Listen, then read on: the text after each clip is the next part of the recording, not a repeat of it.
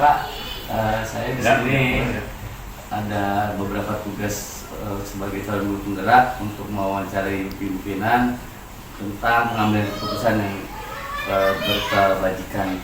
Salah satunya nanti ada beberapa pertanyaan ya Pak, mungkin bisa Bapak bantu jawab dengan sesuai fakta yang Bapak sudah rasakan dan alami. Ya mungkin sebelumnya saya di sini ingin berdiskusi dengan Bapak terkait pengambilan keputusan Bapak sebagai seorang pemimpin, masalah dilema etika terkait bagaimana Bapak selaku pimpinan atau kepala sekolah dapat mengidentifikasi kasus-kasus yang merupakan dilema etika atau rujukan moral, Pak. Seperti itu kira-kira.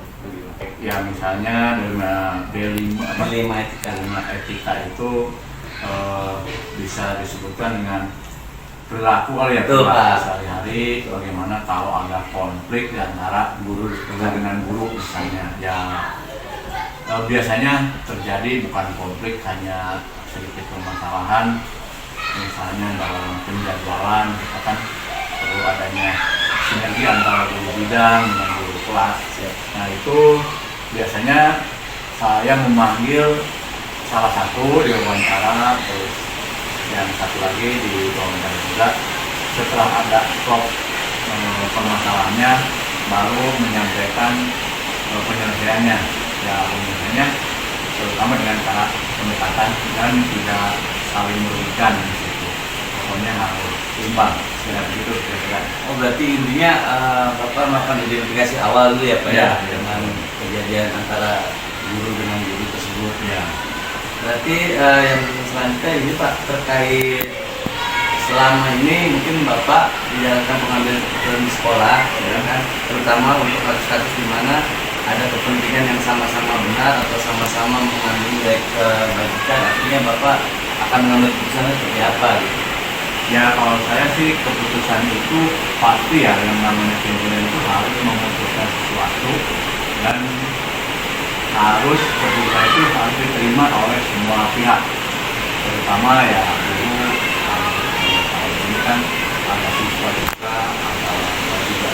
Jadi setiap keputusan itu harus sesuai dengan kebutuhannya. Jadi tidak terlalu memaksakan, tapi harus dengan cara mufakat sesuai dengan aturan-aturan yang berlaku. Berarti intinya pada sebagai pimpinan Bapak melakukan identifikasi dengan mengumpulkan orang-orang terkait ya, dalam kayak orang tua, Terus langkah-langkah prosedur seperti apa yang biasa Bapak lakukan selama ini prosedurnya Pak? Ya langkah-langkahnya pertama ada masukan dulu dari guru atau pihak-pihak lain, baru setelah itu dianalisa dari mana nih permasalahannya yang harus kita selesaikan itu. Setelah melalui analisa permasalahan, baru kita cari penyelesaiannya, titik temunya itu di mana. Nanti setelah ada analisis, pertama analisa ininya permasalahannya, setelah dianalisa baru kita tahu inilah permasalahan yang disampaikan dan yang harus disampaikan itu. Gitu.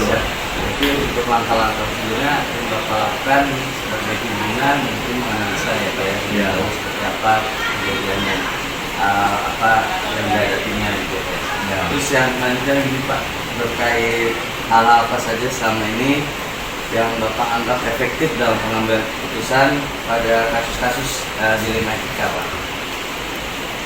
Ya dalam hal yang paling efektif menyelesaikan permasalahan itu dengan cara kita tahu masalahnya dulu dan analisis masalahnya. Setelah itu mendiskusikan masalah itu sehingga nanti ada penyelesaian, dan penyelesaiannya itu bisa diterima oleh semua pihak, tidak merugikan salah satu pihak dan tidak menguntungkan pihak, tapi untuk kemajuan, terutama kemajuan manajemen sekolah ini. Oh, berarti yang Bapak lakukan menganalisis dulu ya Pak ya? Analisis, baru identifikasi masalahnya, setelah identifikasi analisis baru diselesaikan dengan cara berdiskusi. Yang selanjutnya gini Pak, hal apa saja nih yang selama ini merupakan tantangan ya sebagai pimpinan dalam pengambilan keputusan pada kasus-kasus di etika Pak. Jadi sebagai pimpinan mungkin ada tantangan tersendiri Pak. Kira-kira hal apa saja seperti Tantangannya itu kalau di sekolah ini ya, kalau namanya juga memimpin banyak orang, banyak pemikiran juga, hal-hal yang menjadi tantangan itu yaitu penyamaan persepsi. Nah ini yang bukan sulit, perlu menganalisis lebih lanjut. Karena penyamaan persepsi ini bisa juga kan satu orang menginginkan manajemennya seperti ini, dan lainnya seperti ini. Nah itu makanya diadakan analisis baru sekali pemecahan masalahnya, sehingga semua pihak yang ada di sekolah ini bisa menerima keputusan-keputusan yang kita ambil. Itulah tantangan seperti itu. Siap. Artinya sebagai pimpinan Bapak mencari keputusan yang terbaik ya Pak, yang bijaksana ya. Terus selanjutnya Pak, mungkin Bapak selama menjadi pimpinan kan, apakah Bapak memiliki sebuah tata kala atau jadwal tertentu dalam sebuah penyelesaian kasus pidana etika? Apakah Bapak langsung menyelesaikan di tempat, ya kan? Terus atau memiliki sebuah jadwal tertentu menyelesaikannya? Bentuk prosedur seperti apa yang Bapak jalankan gitu? Ya kalau ini kan masalah etika ya, etika itu kan bisa terjadi kapanpun, maka saya melaksanakannya dengan reaksi lebih cepat. Apabila kelihatan ada sesuatu, makanya di situ diadakan pertemuan dan penyelesaian masalah. Tetapi kalau untuk menghindari hal-hal yang tidak baik atau dalam etika ini, ya di sini diadakan pertemuan yang merupakan rapat dinasnya itu rutinnya selama 1 bulan 1 kali. Terus kalian menyampaikan informasi-informasi dari dinas dan melihat kekurangan dan kelebihan di kelas, misalnya guru-guru dan sarana mengajar dan sebagainya, administrasi semua itu diadakan sebulan sekali. Tetapi kalau ada permasalahan yang sangat mendesak, bisa melakukan penyelesaian lebih awal. Artinya Bapak mengutamakan pertemuan langsung yang sekiranya perlu diambil keputusan secara langsung gitu ya Pak. Siap. Mungkin selanjutnya ini Pak, ini sebagai pimpinan nih, adakah seseorang atau faktor-faktor apa yang selama ini mempermudah atau membantu Bapak dalam pengambilan keputusan kasus-kasus di etika Pak? Ada faktor-faktor kira-kira?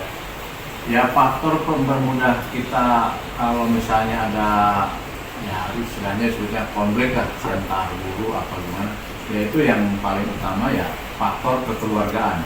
Karena di sini kita merupakan keluarga besar SDN Kota Baru 4.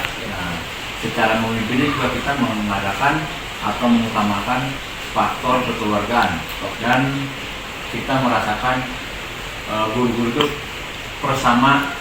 persamaan posisi.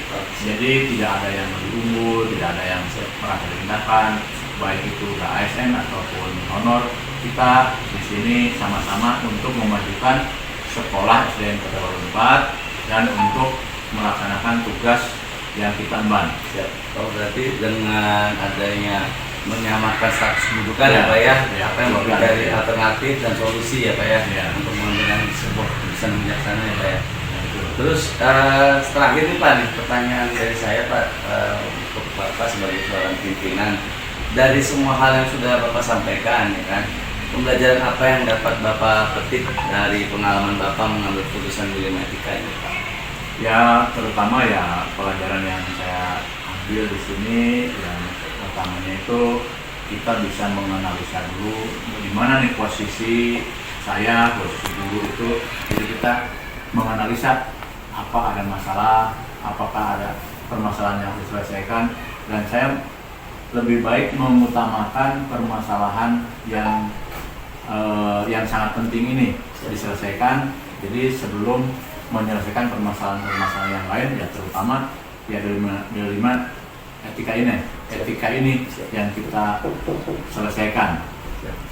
Oke baik Pak, cukup Pak dari saya Pak pertanyaannya.